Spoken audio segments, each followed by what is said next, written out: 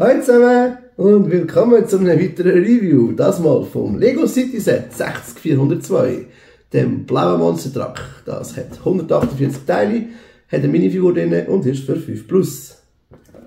Wir haben das gekauft im Lego-Laden für 16,90 Franken. Drinnen hat es 3 Plastiksäckchen mit Teilen und eine Anleitung. Es hat nebst dem Fahrer, der da drinnen ist, wo nebst dem Helm noch ein Horteil hat, wo aber mein Sohn schon verloren hat, hat es Prinz auf dem Kopf und auf dem Bauch und auf dem Rücken. Hat übrigens einen hellblauen Arm links und einen dunkelblauen Arm rechts. Und sitzt das natürlich wieder drin, dass er fahren kann. Genau, aber das Dach kann abgenommen werden. Abgesehen von diesen Prints hat es auf der linken Seite und auf der rechten Seite so ein Teil mit Flammen drauf. Das sind Prints. Sonst hat es kein Kleber und kein Prints. Super stabil. Kann auch überall, kein Problem. Ich finde es cool, dass es die gibt. Als Designelement. Ich finde es hier oben weniger gut gelöst, dass sie nicht irgendwie angemacht sind, dass sie nicht wegklappen. Meine Kleine hat dann gefunden, ja gut, ich kann da etwas aufladen oder da so etwas reinladen und es einklemmen. Ist natürlich auch eine Idee. Kreativität von Kindern ist schon grenzenlos. Genau.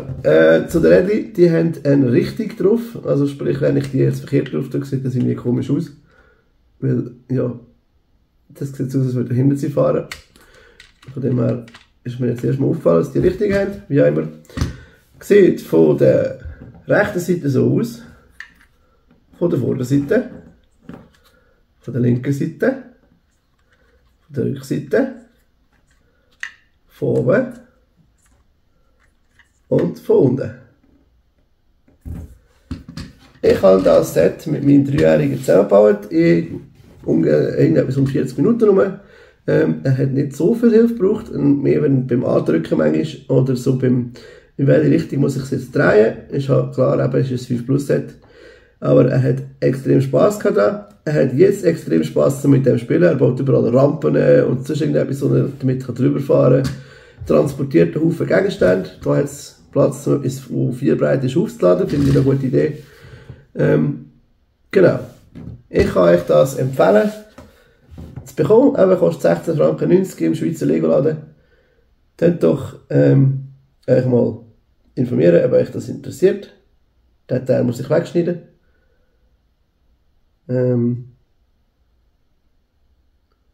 Ich würde mich freuen, wenn ihr ein Like da lasst oder sogar einen Kommentar. Und natürlich noch viel mehr, wenn ihr es auch irgendjemandem schicken, der es dann schaut und vielleicht kauft. Und ja, ich hoffe, euch hat das kleine Review gefallen. Und wenn nicht, dann kann ich nicht daran ändern. Aber wenn ja, hoffe ich, euch bald wieder zu sehen in einem weiteren Review. Ciao zusammen und danke fürs Schauen.